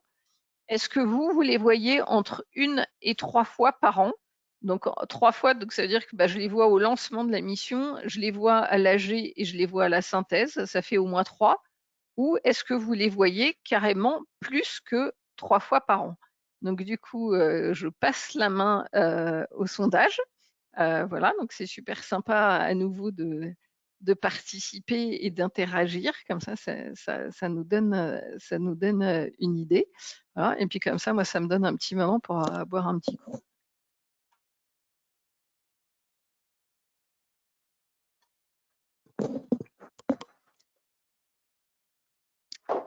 Alors, on y va. Hop là. Donc du coup, c'est top. Donc en fait, vous êtes donc là, vous êtes toujours à 160 à être connectés. Donc 0 fois, on en a 5%. On a 70% entre 1 et 3 fois, et on a 26% de plus de 3 fois. Donc c'est top, hein. Donc on est sur des bonnes moyennes. Donc du coup, ça veut dire quoi? Donc ça veut dire que vous avez tous au moins 1 à 3, voire plus, opportunités d'être à l'écoute de vos clients. Est-ce que c'est bon? Je vérifie juste, est-ce que vous avez toujours l'écran? C'est bon? Ouais, ok, donc c'est bon, donc on continue. Donc du coup, quand est-ce que quand vous rencontrez vos clients, c'est ce qu'on disait, est-ce que vous êtes à l'écoute, mais carrément, est-ce que vous êtes en écoute active? Voilà. Est-ce que ça veut dire quoi être en écoute active? C'est soit je l'écoute parler de lui, de ses enfants, de son dernier parcours de golf, ou est-ce que je suis vraiment à l'écoute de ce qu'il me dit? Et c'est, j'allais dire, l'écoute en creux. Est-ce que j'essaye d'identifier les questions sous-jacentes par rapport à ses propos? Ouais.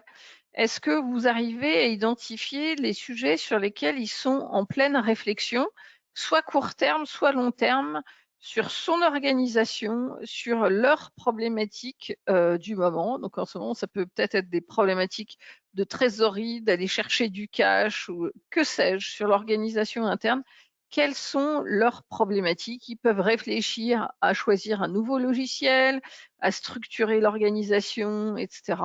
Voilà, donc quelques astuces simples de bonne communication à pratiquer avec vos clients, mais à pratiquer aussi avec vos équipes. Toujours les techniques de com super simples, parce qu'on voit tout le temps et chacun dans sa vie perso, en disant on est sûr d'avoir compris de ce qu'a dit la personne, mais on n'a jamais vérifié. Voilà. et on sort de ces… je ne sais pas si vous avez déjà pratiqué, hein, ça marche super fort avec les ados en disant « Ah ben, je suis sûre de lui avoir passé le bon message et je suis sûre qu'il a compris ». On peut faire une interview à la sortie de la table, vous prenez 2 personnes, ils n'ont pas compris la même chose. Donc, pour en venir à quoi? Est-ce que vous reformulez pour être sûr que la personne a bien compris, que vous avez bien compris la personne? En plus de reformuler, sincèrement, ça permet, moi je m'en sers beaucoup, ça permet d'apaiser le niveau de discussion, d'accord? En disant, ben, ça calme le niveau de discussion, en disant, je reformule donc avec mes mots ce qu'il a dit, ok? Donc, moi, ça permet de vérifier que, j'ai bien compris, et puis 2, ça permet à la personne de relancer. Voilà, de dire, OK, donc, OK, vous avez suivi, et donc il continue et il passe à l'étape suivante, plutôt que de rester dans les non-dits en disant, mais je suis sûre que j'ai compris, ou je suis sûre qu'il a compris ce que je lui ai dit. Voilà. Et puis, du coup, une fois que vous reformulez ce que la personne a dit, eh bien, c'est formuler la problématique soulevée, si vous en identifiez une. Est-ce que j'ai bien compris que en ce moment, vous posiez des questions là-dessus? Ai-je bien compris que en ce moment, vos problématiques, c'est de trouver une nouvelle machine parce que il y en a une qui est tombée en rade, voilà, avec les 3 mois de fermeture. Il y a des machines qui veulent plus redémarrer, hein. C'était le cas dans tout, vous avez vu, dans tous les cafetiers et les restaurants. Hop là, toutes les machines à café sont tombées en panne en même temps. OK? Donc, allez-y, et du coup, allez au devant, à la pêche, en disant: «OK, c'est quoi la problématique soulevée?» Est-ce que du coup, les faire parler, essayer de trouver des pistes, pour les faire avancer, que ce soit des choses, que vous ayez une vente ou pas de vente. C'est est-ce que vous êtes vraiment à l'écoute de votre client? Est-ce que, d'une façon générale et au long cours, du coup, vous êtes un interlocuteur privilégié de votre client parce que il vous sait à son écoute, il sait que vous le comprenez, et puis du coup, eh ben, un jour viendra en disant, dans ces moments de partage, eh ben, à vous, soit parce que ça tombe pile poil sur une problématique soulevée et qui est dans le champ de ce que vous voulez travailler et que vous voulez vendre. Donc là, c'est top.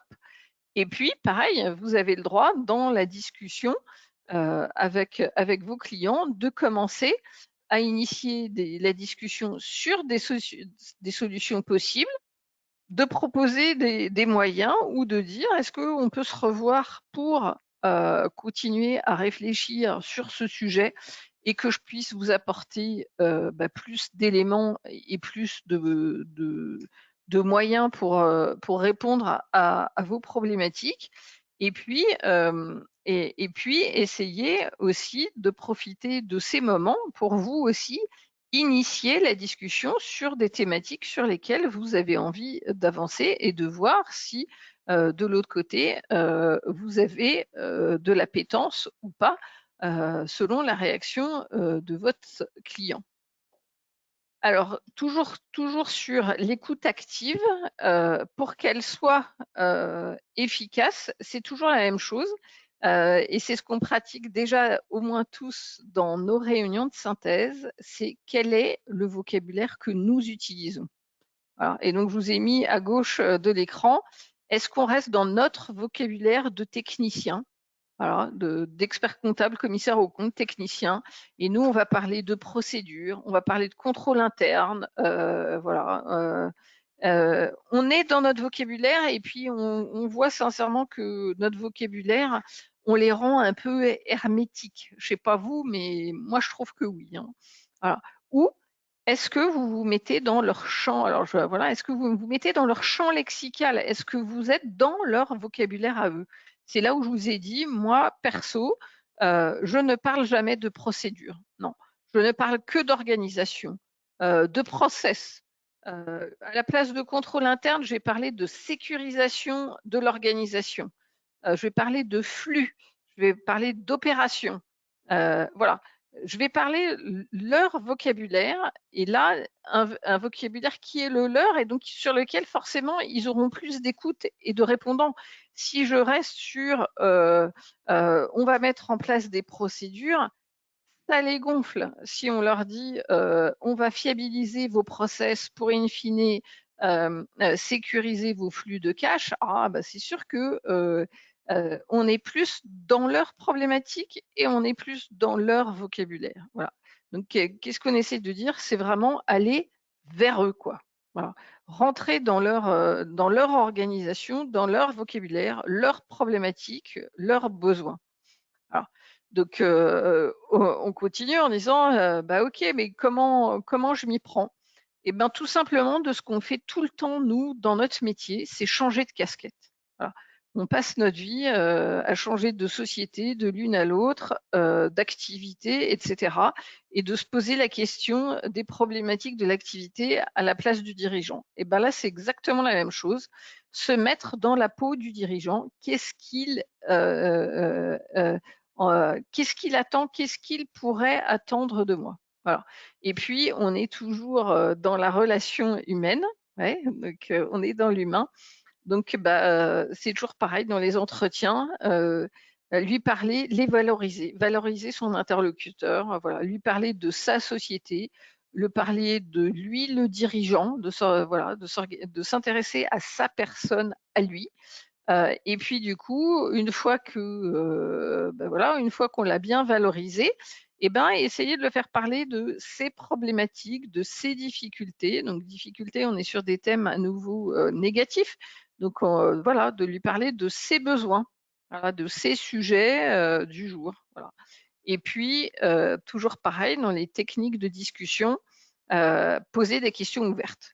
Parce que si on pose des questions fermées qui se répondent par oui ou par non, ça va être difficile et fastidieux pour vous d'avancer. Voilà. Et du coup, reformuler, ouvrez les questions pour du coup l'obliger à parler. Voilà. Parce que dans beaucoup de nos réunions de synthèse, c'est nous qui parlons. Par moment, je vois des slides où on donne les chiffres et les informations que le dirigeant connaît par cœur. Voilà.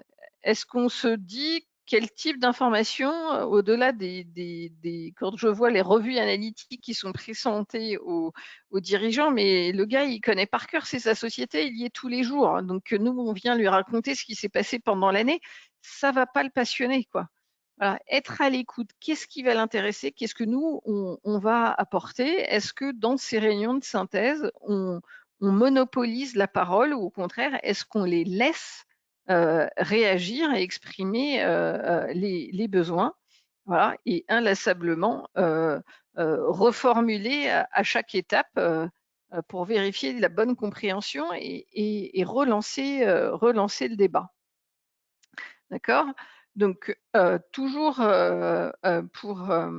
Alors, là, est-ce qu'on a une question ouais, on a le sondage là, en disant que dans les perspectives de la CRCC, c'était de voir est-ce que par rapport à ce sur quoi on vient d'échanger dans ce webinaire, c'était de savoir est-ce que vous, puisque maintenant on peut recommencer les formations en présentiel, est-ce que vous seriez intéressé par venir ici à la CRCC pour pratiquer, voilà, faire des jeux de rôle ensemble en disant, voilà, on se met par petites équipes, voilà, et on pratique. Voilà, chacun arrive avec une mission qu'il a envie de vendre, qu'il est prêt à vendre dans son cabinet. Et puis du coup, on a d'autres gens de la profession en face et on tourne. Un fait le client, un fait le cas qui veut vendre, et ça permet comme ça, de s'entraîner et d'échanger sur les bonnes pratiques et puis retour d'expérience des uns et des autres. Et puis troisième objectif là-dessus, c'est du coup, selon les demandes que vous nous aurez formulées à la fin du webinaire, de savoir si vous avez besoin d'outils et qu'on puisse vous les présenter au cours de ces sessions. Alors, il paraît que là, vous participez un peu moins, donc allez-y. Donc, est-ce que oui, vous sommes à nouveau, c'est en transparence totale, donc vous êtes complètement libre. Est-ce que oui, vous seriez intéressé ou pas? Et si c'est non, dites-nous non, parce que c'est toujours pareil. Vous voyez, là, on est exactement dans la pratique de ce qu'on est en train de se dire. On est à l'écoute de vos besoins. Voilà, mais s'il n'y a pas de besoin, on mettra pas de ressources. S'il y a des besoins, on mettra des ressources. Donc voilà. Donc, écoutez, vous êtes à 50-50. Donc, écoutez, nous, du coup, ça veut dire qu'on va continuer à bosser et à essayer de vous proposer des choses sur l'automne. OK, donc merci. Merci à nouveau. Et puis toujours dans l'évaluation, n'hésitez pas de prendre 2-3 minutes de plus pour être vraiment précis sur vos besoins pour qu'on puisse interagir le mieux. Alors après, du coup, C'est un bon partage, 50-50. Ouais. C'est un joli partage, 50-50. Ça veut dire quand même qu'on a pas mal de consoeurs et confrères qui ont envie de développer certaines missions. Les autres, je comprends tout à fait qu'ils n'aient pas envie de le faire. Chacun a sa stratégie, chacun est libre de sa propre stratégie et de son organisation. Maintenant, c'est vrai de le faire en équipe, de le faire à plusieurs. Souvent, lorsqu'on exerce de manière individuelle ou avec des petites équipes, eh bien, c'est aussi de vous dire qu'une CRCC, ça sert à ça. Et comme vient de le dire Charlotte, eh bien, on va réfléchir pour vous proposer des sessions. Et je suis sûr, Charlotte, tu vas avoir plein d'idées par rapport à ça. Des idées, oui, le temps. Oui, mais bien sûr. Ouais. Non, mais on avait déjà réfléchi à ça. Ouais. Non, mais voilà, non, l'objectif. Et puis à nouveau, il y a pas mal de commissions et de ressources au niveau de la CRCC. Donc voilà, donc vraiment que vous puissiez en profiter. Après, on a dit le plus dur pour nous, souvent, c'est le cash. Ouais. Alors, moi, je vous pose des questions simples en disant déjà aujourd'hui. Alors, quand je passe dans les cabinets, j'ai l'impression que là, je dis des trucs et que je dis des gros mots en disant, quand je vous pose la question, quand vous galérez sur vos dossiers d'audit et surtout sur des exercices comme ceux qu'on est en train de traverser, est-ce que, je crois qu'on n'a pas de sondage là-dessus, mais moi, ça m'aurait bien intéressé de savoir, est-ce que ça vous arrive de facturer des compléments d'honoraires? Voilà. Moi, la réponse que j'ai dans les cabinets, c'est qu'on n'essaye même pas. Et ça va pas la tête. On a déjà du mal à se faire payer de nos honoraires. Alors, des compléments d'honoraires, mais Charlotte, tu n'y penses pas. Voilà. Alors là, à nouveau, moi, je reviens de façon extrêmement claire et directe, parce que ceux qui me connaissent, je suis un peu directe, un peu transparente. À nouveau, vous allez me dire, je viens de mon parcours big. Alors, donc chez les big, on n'a pas peur de facturer des compléments d'honoraires. Donc après, on me dit, ah non, mais là, c'était vrai, c'était possible chez les big, c'est pas possible chez nous, dans nos petits cabinets. Je suis au regret de vous dire que si, parce que là, à nouveau, je suis partie fin 2016 du H3C. Donc là, je fête les 4 ans de ma société et j'ai la chance d'avoir pas mal de clients fidèles et que j'accompagne. Voilà. Et donc, ces problématiques, elles se posent à chacun d'entre nous tous les jours. Voilà. Sauf qu'on ne fait pas la révolution en un jour, ça c'est vrai aussi. On se lance pas dans un bras de fer, et moi je le ferai pas de me lancer dans un bras de fer direct avec mes clients, mais je prépare mes clients.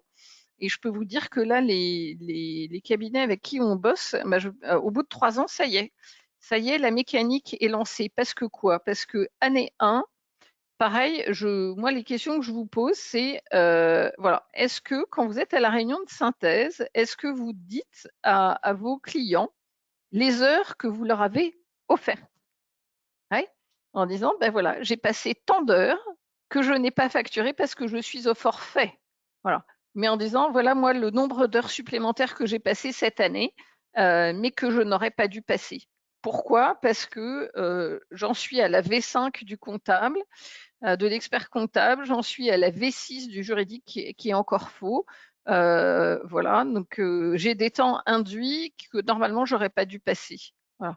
Et puis il y a des travaux, je suis au regret de vous dire, il y a des travaux que vous faites, mais normalement c'est à la société de les faire quand vos équipes passent des heures, mais c'est vraiment des heures, à chercher les doublons de factures, à vérifier la séquentialité des factures. Ça, c'est des heures offertes. Voilà. C'est des travaux obligatoires, mais normalement, ces travaux, ils doivent avoir été dépollués par la société et son organisation, et de deux, par l'expert comptable. Donc, quand ça revient chez le CAC, on arrive dans la banette heures offertes. Voilà. Donc moi, avec les cabinets, on travaille en disant année 1, je mets sur la table toutes les heures offertes. Voilà, en disant ben voilà tout ce que j'ai fait pour pouvoir certifier. Mais moi, ça a représenté tant d'heures, donc tant de cash. Faut-il encore, on revient à notre question 1, mais pour moi c'est fondamental, c'est est-ce que j'ai un suivi des temps par dossier? Oui, parce que pour dire au client que je lui ai offert tant d'heures, bah, il faut que mes équipes fassent un suivi des temps. Ok, mais moi je le fais.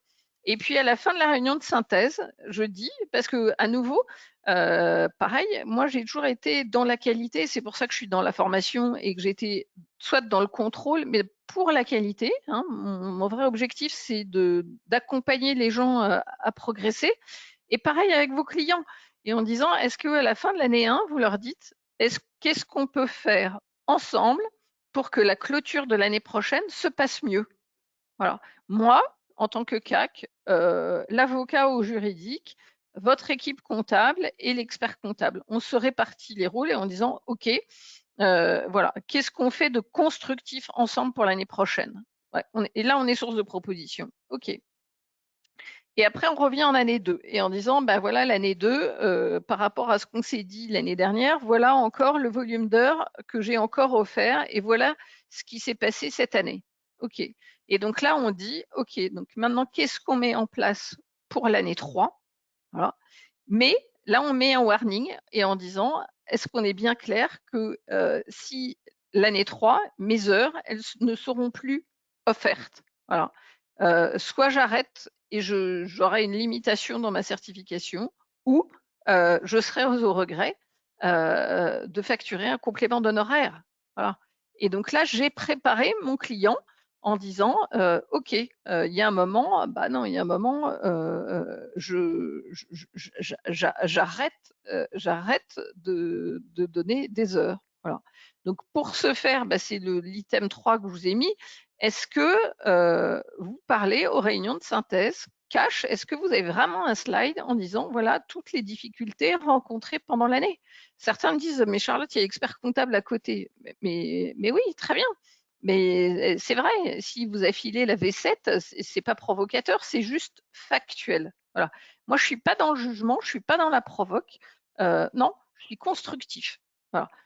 Donc, pour que ça se passe mieux l'année prochaine, voilà, qu'est-ce qui s'est mal passé cette année pour pouvoir dire qu'est-ce que je vais mieux faire l'année prochaine, ok? Et après, un jour, ben, je valorise mes heures en cash, voilà, et en disant, bah, il y a un moment, non, je peux pas passer, surtout dans les PE qui sont mal organisés, je peux pas passer 2 jours de mission à aller triturer la GESCOM à mes frais. Non, pas chaque année. Non, non, pas chaque année. Voilà. Donc déjà, c'est prendre conscience, c'était mon message là en disant, prendre conscience que déjà sur vos missions de tous les jours, il y a déjà sûrement des suppléments ou de l'éducation à faire de vos clients.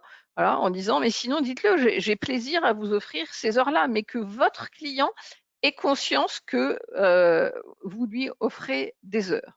OK? Et puis, après, le plus dur, quand vous vendez des missions autres, c'est que vous oubliez que vous êtes des experts. En tout cas, vous oubliez quand vous êtes au niveau de la facturation. Voilà. Donc, comme vous êtes des experts, eh ben, vous facturez à un tarif d'expert. Voilà. Et vous facturez pas à un tarif de collaborateur. Ouais. Voilà. Donc ça, souvent, c'est le plus dur pour vous. Ouais. Et moi, j'ai l'habitude de dire que, par exemple, parce que souvent on me pose la question, je prends toujours celle qui est la plus facile pour moi à vendre, à faire, et du coup sur lesquelles j'ai le plus d'expertise et d'expérience, c'est la PAF, parce que c'est vendre, décrire le contrôle interne de la société. Voilà. Et donc certains me disent, mais Charlotte, c'est être juste scribe. Donc comment je peux leur vendre et à quel taux horaire? Ah, mais je suis au regret de vous dire que le taux horaire, pour moi, si on me demande, le taux horaire minimum, c'est un tarif de directeur de mission, pas en dessous. Voilà. Alors, il faut que vous vous mettiez vraiment en tête que vous apportez de la valeur ajoutée à vos clients, même si vous vous dites oh, bah, je lui vends juste un tableau de bord qu'on a développé en interne. Ouais, bah, vous, c'est juste un tableau de bord. Et ben, pour votre client, c'est un super tableau de bord. Donc, il a de la valeur. Donc, cotez-le, cotez-le au bon prix. C'est des outils qui vont les aider. C'est pour ça qu'ils viennent vous chercher. Alors, et donc souvent c'est vraiment difficile pour vous, mais allez au bout de ce que vous êtes. Voilà, vous êtes des experts, donc il faut absolument y aller et charger à tarif d'expert. Alors, donc après on a toujours des problématiques sur comment je chiffre ma proposition. Voilà, donc à nouveau, chacun sa technique. Certains vont chiffrer tout de suite en cash. Moi, j'essaye toujours de valoriser ça en un budget temps. Voilà, en disant pour chaque mission, comment j'évalue mon budget temps. Bah, toujours les mêmes techniques grâce à des entretiens. Donc, toujours être vraiment très à l'écoute.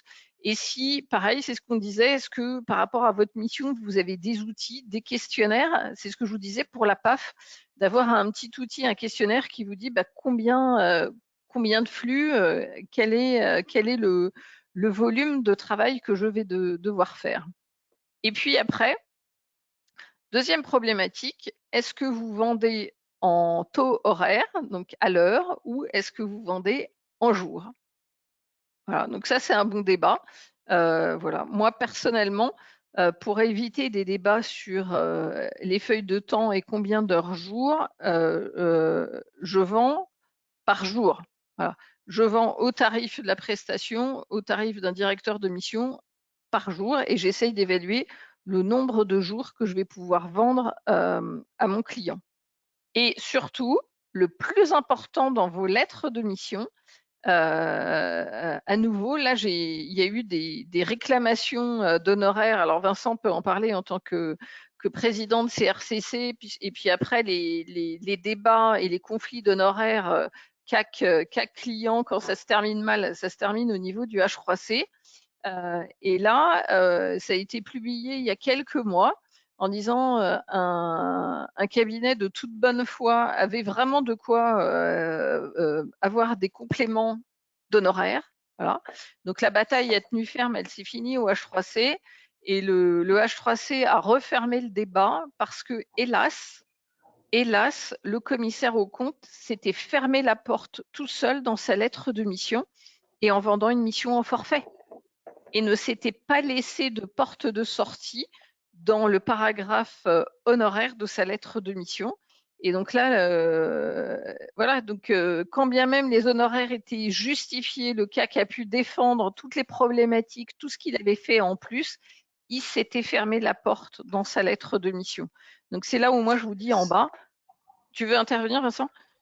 Oui, non, je vais simplement appuyer ce que tu disais en disant que sur les réclamations, les honoraires peuvent être totalement justifiés à des tarifs d'experts, certes, mais à des tarifs raisonnables et tout à fait courants, et néanmoins qu'on ne puisse pas donner raison au commissaire aux comptes dans le cadre d'un conflit, parce que c'est la lettre de mission qui l'enferme totalement.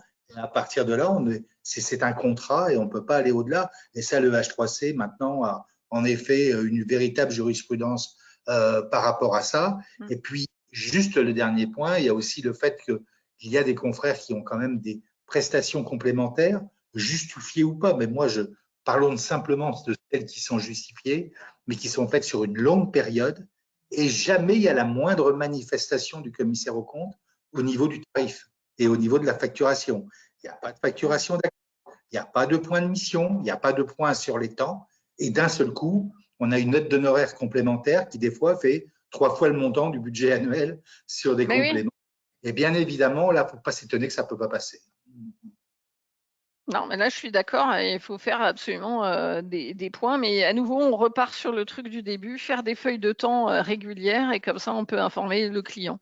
Donc, à nouveau, sur vos lettres de mission, laissez-vous une porte de sortie, et à nouveau, c'est ce qu'on disait là avec Vincent, quand bien même les modèles de lettres de mission de la CNCC, les lettres de mission sont contractuelles, donc vous pouvez changer vraiment la façon de les rédiger. Voilà, et si voilà, et ça y est, du coup, Alzheimer, ça m'est revenu.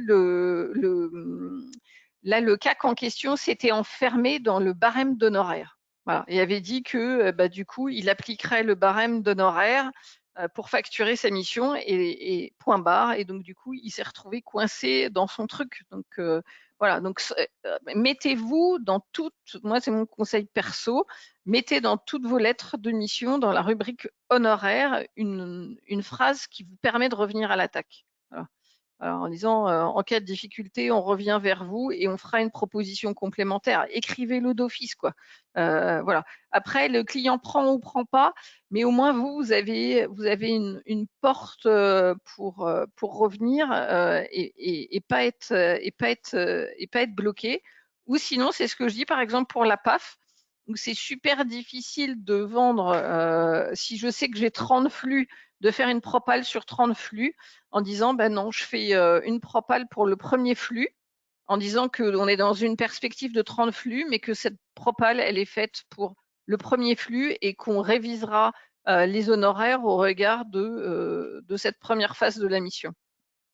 À nouveau, trouver des moyens, mais le truc principal, c'est que vous êtes libre dans la rédaction de vos lettres de mission et surtout à cet endroit-là, faites attention au wording type des lettres de mission de la CNCC. Vous avez tout à loisir de les adapter, c'est contractuel. Voilà. OK. Donc, et c'est ce que vous disiez, Vincent, et moi je partage tout à fait. À chaque fois que vous faites une mission complémentaire, que ce soit un sac autonome, faites une lettre de mission. Alors, premier truc, c'est à chaque fois que vous faites une lettre de mission, vous êtes sûr d'être assuré. Donc déjà, c'est déjà pour vous, par sécurité pour vous, déjà c'est super important. Et puis deux, à nouveau, c'est contractuel et donc vous fixez les termes de la mission, ce que vous allez faire, les limites, surtout ce que vous n'allez pas faire. Et puis, super important en cas de conflit, fixer le référentiel, les objectifs de la émission, les limites. À nouveau, même si vous êtes sur un mandat ALP, les lettres de mission type sorties par la CNCC, vous pouvez les adapter et vous pouvez fixer les limites. Voilà, à nouveau, sur le mandat ALP, vous pouvez très bien écrire que les risques financiers ne comporteront pas les risques fiscaux. Poum, c'est une limite que vous donnez. C'est contractuel, donc vous êtes libre de fixer le champ et les limites de vos missions. Et surtout, on vient d'en parler, une clause d'honoraires en vous laissant une porte de sortie. Voilà. Donc après, du coup, ce qu'on fait comme là, récap à peu près des outils. Donc à nouveau, si vous en identifiez d'autres, vous nous dites. Donc comment analyser son risque client. 2, est-ce que vous avez besoin d'analyse pour analyser la rentabilité des mandats, donc soit en heures, soit en cash. 3, on a parlé tout à l'heure des besoins éventuels de questionnaire de satisfaction.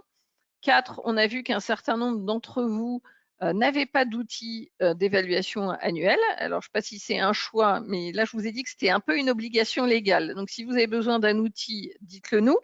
Si vous avez besoin, vous avez vu, la CRCC vous propose des fiches assez complètes sur un paquet de missions possibles.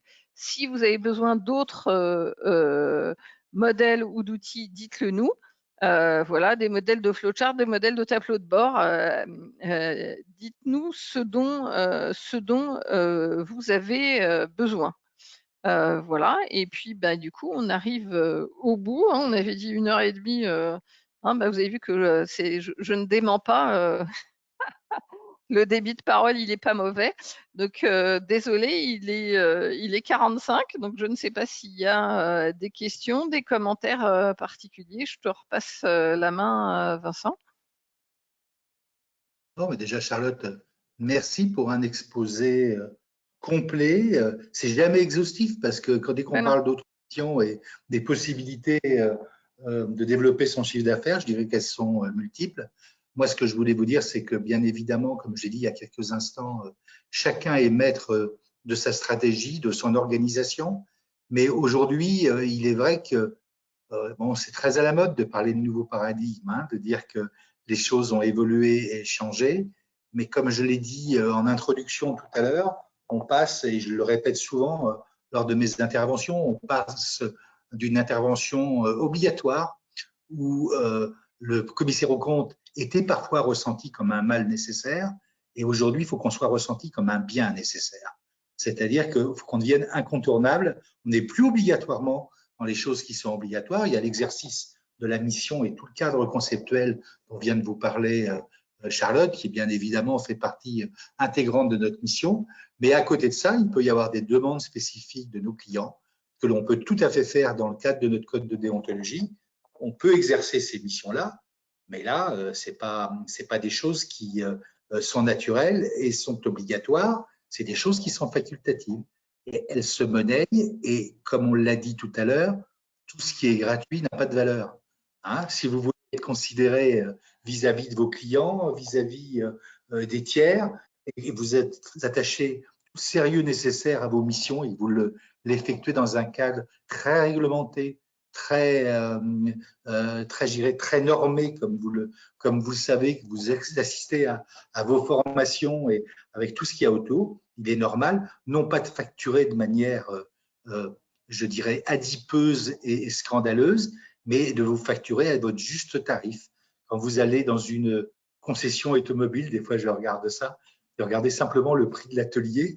Il ne faut pas que les commissaires aux comptes se facturent moins cher que la facture d'un concessionnaire, et pas obligatoirement un concessionnaire Ferrari, simplement un concessionnaire d'une concession de voitures lambda. Il faut quand même savoir se valoriser. C'est aussi la considération de vous-même, la considération de votre profession et l'image que vous devez donner qui est important. Voilà, donc je sais que ce n'est pas toujours simple, mais néanmoins, oser en parler, ce n'est pas un crime, ce n'est pas une mauvaise chose. Et puis, quelque part, le faire, ça permet de se libérer, mais ça permet aussi de pouvoir aborder les choses. Je ne sais pas si tu as le visuel sur les questions qui ont pu être posées. Charlotte, moi, je Non. n'ai pas le visuel. Bon, bah, écoutez, d'abord, Charlotte, merci beaucoup pour cette animation. On n'a pas vu passer l'heure et demie qui a duré 1h20, donc tu vois que les choses, pas 1h20, je veux dire 1h50, comme quoi les choses ont été très fluides et somme toute, il y avait beaucoup de choses à dire. On était heureux de vous retrouver pour ce dernier webinaire de la saison avant nos universités d'été. Vous savez que depuis début juillet, on se retrouve maintenant en présentiel. Les universités d'été 7, 8, 9 octobre au Palais des Congrès. Ce sera bien évidemment en présentiel. Il y aura aussi des sessions qui seront possibles sur forme de webinaire, mais notre grande ambition à tous, c'est de vous retrouver parce que c'est aussi l'occasion d'échanger, de se voir, et puis on va voir de belles universités d'été avec des beaux ateliers. Toutes vos obligations de formation, vous allez pouvoir les remplir, et ça c'est important. Et puis on a des partenaires et ça vous permet aussi de savoir comment vit notre profession. Et puis j'ai déjà le plaisir de vous annoncer, mais vous allez recevoir dans quelques temps l'ordre du jour de notre assemblée générale, mais l'assemblée générale que l'on tient traditionnellement aux universités d'été, eh bien ce sera en présence de Madame Florence Pévernès, donc la présidente du H3C, qui a accepté de nous rencontrer une deuxième fois. Alors c'était la première réunion avec des confrères le 6 juillet. Elle revient à nos universités. On peut dire qu'elle fait preuve vraiment de bonne volonté vis-à-vis de la Compagnie de Paris. On en est très heureux. Le président national, Yannick Olivier, sera présent. Lionel Canesi, le président de l'Ordre, sera aussi présent. Donc, on aura un beau plateau. On va essayer de rendre cette assemblée vivante et on sera très, très heureux de vous retrouver. D'ici là, je vous souhaite à toutes et à tous de bonnes vacances. Je pense qu'elles sont méritées. Et moi, je peux vous dire que j'attends les miennes avec impatience. J'ai encore une semaine.